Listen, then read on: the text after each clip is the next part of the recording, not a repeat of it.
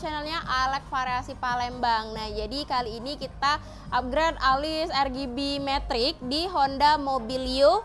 Udah kita pasangin di bagian dalam headlampnya. Nyalain senja. Nah, saat senja dinyalakan ada fitur welcome light. Dan juga ini udah bisa diatur dari aplikasi yang udah ada di Play Store ataupun di App Store kalian.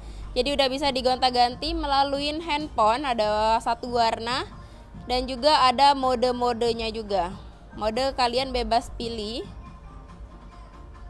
Tuh. Udah ada mode 210 mode.